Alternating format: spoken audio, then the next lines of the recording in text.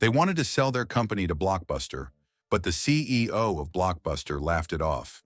History is a witness to the fact that the same Blockbuster, which once stood tall like a mountain in front of them, was forced to kneel down just a few years later. Welcome back to Netflix. This story dates back to 1997, when the internet business trend was rising. Alongside Jeff Bezos, Mark had countless ideas, everything from selling pet food to baseball bats online. But Reed Hastings didn't like any of these ideas. Reed wanted to start an internet business where the customers would come to them once and keep returning, ensuring a steady stream of income. For months, the two shared various ideas, but then they finally hit upon one, a solution to a common problem. Back then, videotapes were the only source of entertainment. People would go to their nearby Blockbuster store on weekends, spend hours selecting their favorite movie, rent it, and take it home. If the videotape wasn't returned on time, a fine was charged. At the time this idea struck them, Reed Hastings had a $40 fine for returning a videotape late to Blockbuster. Reed believed that this industry was in dire need of change and that the idea of renting movies online would work. However, the problem was that each video cassette was quite heavy, and mailing them would be expensive.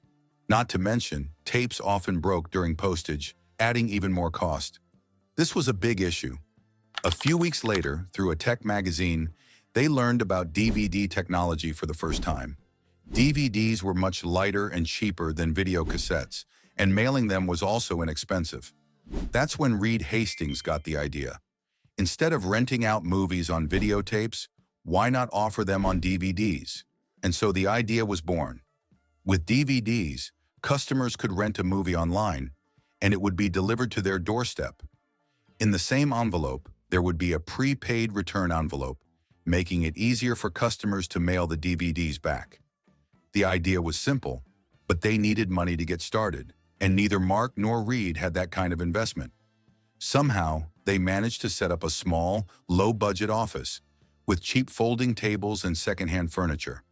They hired employees at low salaries, with the promise of a share in the business if it succeeded.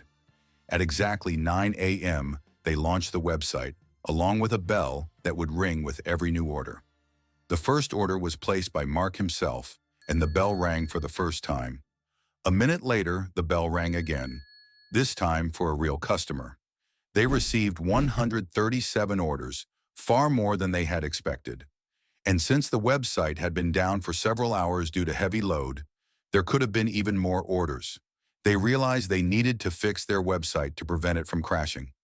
Their DVD rental sales totaled just $11,000. Most people weren't renting DVDs. They were buying them outright. Mark and Reed had given customers two options. They could either purchase a DVD for $25 or rent it for $4. Mark and Reed wanted more people to use the rental service because it meant the same DVD could be rented out multiple times, generating profit until it got damaged. They knew that initially they were selling DVDs simply because there was no other competition in the market. A few weeks later, they received a call from Amazon. Jeff Bezos, who had already dominated the online book market, wanted to capture the DVD market as well. Mark and Reed truly wanted to focus on renting DVDs, not selling them, so they decided to keep building their own business. They launched promotional campaigns, but those failed miserably. They offered a coupon code for 10 free DVD rentals, but the promotion flopped because the coupon codes were stuck on the outside of DVD player boxes rather than inside. This meant people could get the code without even buying a DVD player.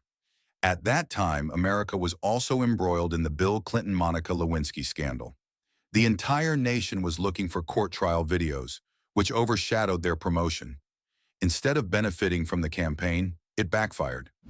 Meanwhile, Blockbuster continued to rely on its physical stores, and since they weren't taking the internet seriously, they didn't feel the need to consider small online businesses like Netflix. Blockbuster's CEO eventually agreed to meet with Mark and Reed. They presented their offer, asking for $50 million. But the CEO of Blockbuster laughed at the offer, signaling that he didn't take them seriously. Time passed, and Blockbuster launched its own DVD by mail service, but it was too late. Netflix had already moved forward with streaming technology, eliminating the need for DVDs altogether.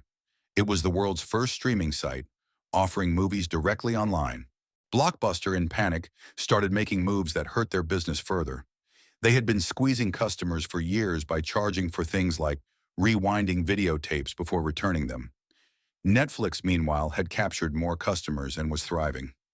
Blockbuster was unwilling to change, allowing Netflix to fill the gap in the market.